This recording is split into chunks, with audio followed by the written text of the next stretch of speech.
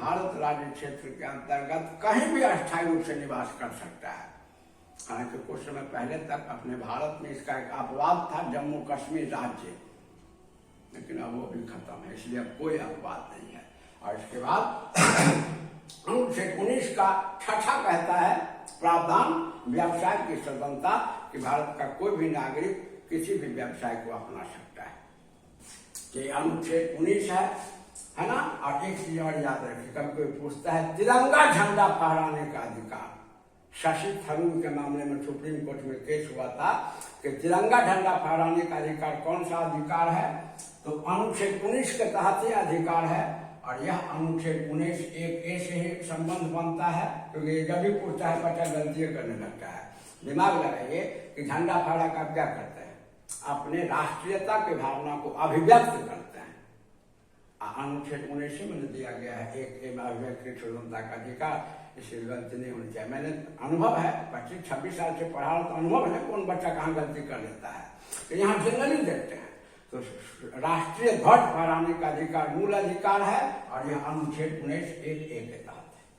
चलिए इसके बाद हम लोग आगे पढ़ते हैं। 19 के बाद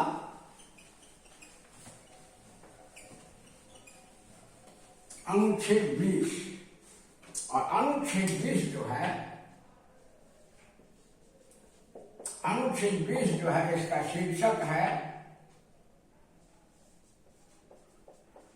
अपराधों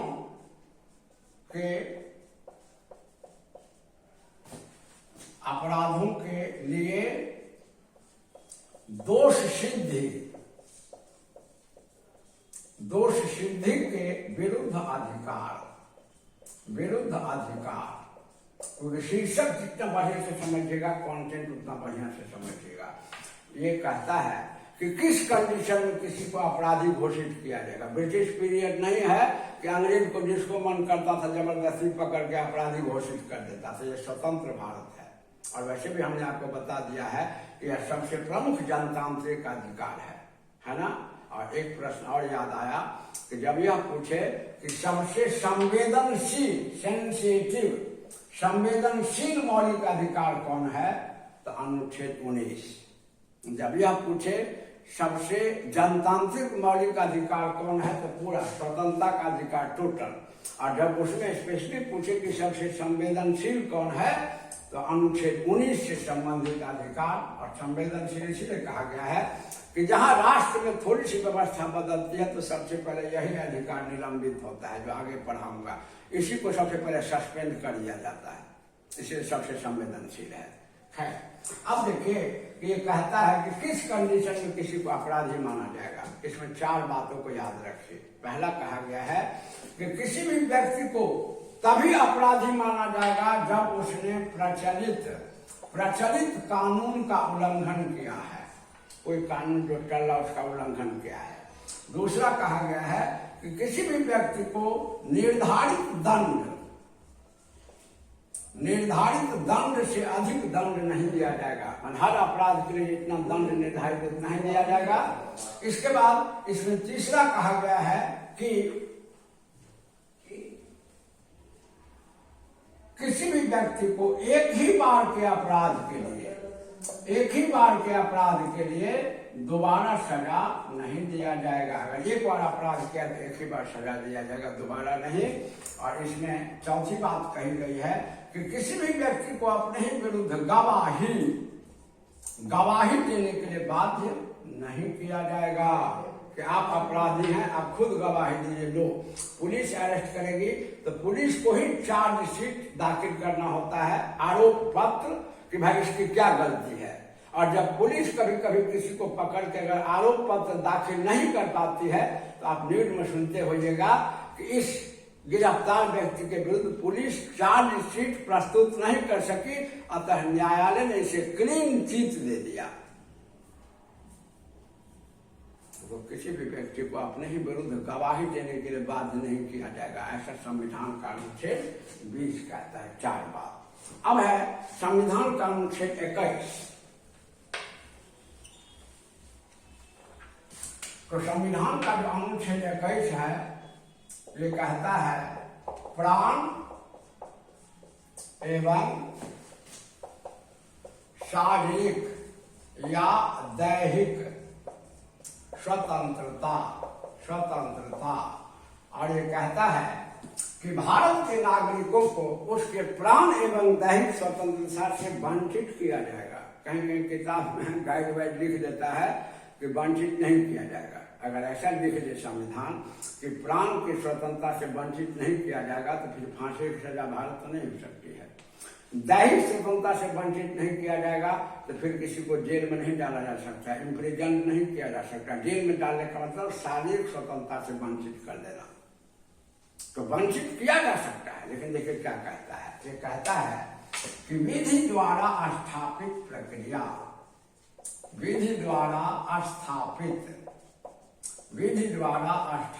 प्रक्रिया के अनुसार ही किसी व्यक्ति को उसके प्राण एवं दैहिक स्वतंत्रता से वंचित किया जा सकता है, अन्यथा नहीं। माने किया जा सकता है। अगर उसने कोई ऐसा अपराध किया है जिसके लिए विधि यानी कानून कहता है कि उसको प्राण के स्वतंत्रता से वंचित कीजिए तभी किया जाएगा, अन्यथा नहीं। और अगर किसी व्यक्ति ने ऐसा अपराध किया है जिसके लिए कानून कहता है कि उसको शारीरिक स्वतंत्रता से वंचित कीजिए, जेल में डालिए, तभी डाला जा सकता है, अन्यथा नहीं। तो संविधान लिखता है कि विधि द्वारा स्थापित प्रक्रिया के आधार पर ही या द्वारा ही किसी व्यक्ति को उसके प्राण एवं शारीरिक स्वतंत्रता से वंचित किया जा सकता है, अन्यथा नहीं। और अनुच्छेद 21 में कुछ समय पहले हमारे भारत में 86वां संशोधन हुआ था, ठीक है, जो 2002 में हुआ था। और इसके द्वारा संविधान में अनुच्छेद 21 को जोड़ा गया। और इसमें 6 से 14 वर्ष के बच्चों के लिए, 6 से 14 वर्ष के बच्चों के लिए अनिवार्य तथा निःशुल्क शिक्षा की व्यवस्था की गई है ना। और इसी के आधार पर इसका बच्चों का मौलिक अधिकार हो गया ये अनुच्छेद 21 के तहत। और इसके लिए संसद ने कानून बनाया जिसको कहते हैं RTE act, right to education act. याद रखेंगे, राइट टू एजुकेशन एक्ट संसद द्वारा बनाया गया था 2009 में और ये लागू हुआ था 2010 में। पिछला बार बीपीएससी पीटी में ये क्वेश्चन पूछे हुए कि संसद द्वारा RT एक्ट कब बनाया गया। तो संशोधन किया गया आपको 86 में, संसद ने कानून बनाया 2009 में और लागू हुआ 2010 अनुच्छेद 21। और अब इसका है अनुच्छेद 22। तो देखिए अनुच्छेद 22 बड़ी आसान है समझना। अनुच्छेद 22 का शीर्षक है, अनुच्छेद 22 का शीर्षक है आपको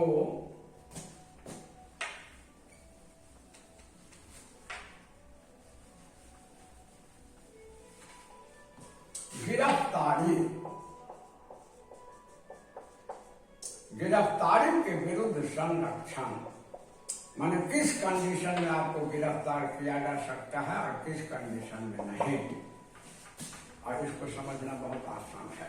आपको याद होगा हमारे ब्रिटिश पीरियड में 1919 में एक कानून बना था जिसको रॉलेट कानून कहा जाता है, रॉलेट एक्ट या रॉलेट अधिनियम। रॉलेट एक्ट में जो जो अधिकार छीन लिए गए थे वो सभी दे दिया गया। रॉलेट अधिनियम में क्या था कि किसी भी व्यक्ति को केवल शक के आधार पर गिरफ्तार किया जाएगा, उसके विरुद्ध कोई भी केस या मुकदमा नहीं होगा, कोई सुनवाई नहीं होगी।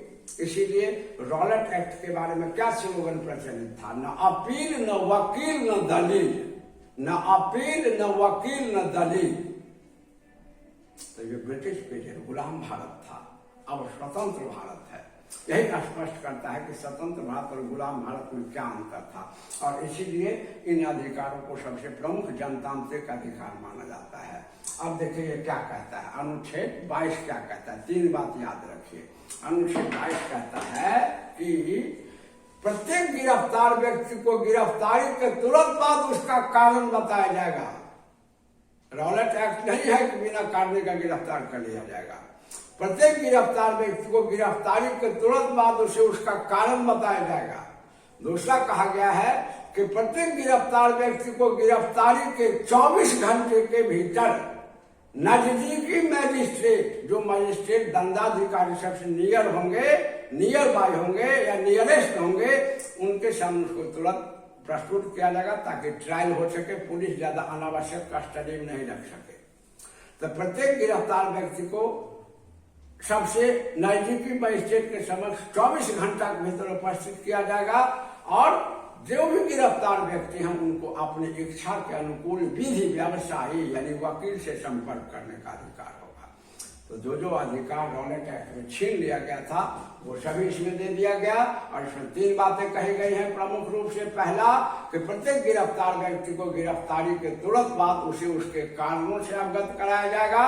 दूसरा, प्रत्येक गिरफ्तार व्यक्ति को गिरफ्तारी के 24 घंटे के भीतर नजदीकी मजिस्ट्रेट के समक्ष उपस्थित किया जाएगा। और तीसरा, प्रत्येक गिरफ्तार व्यक्ति को अपनी इच्छा के अनुकूल विधि व्यवसायी यानी वकील से संपर्क करने का अधिकार। तो आप समझ सकते हैं कि वास्तव में यह सबसे प्रमुख जनतांत्रिक अधिकार है, क्योंकि गुलाम देश में यह अधिकार लेश मात्र नहीं होता। तो अभी हम लोगों ने दूसरे अधिकार की चर्चा की। अब एक और आपको वीडियो बनाएंगे, क्योंकि आगे का सामान्य है, तो एक वीडियो और बना के आपको मूल अधिकार को खत्म करेंगे पार्ट 3 में।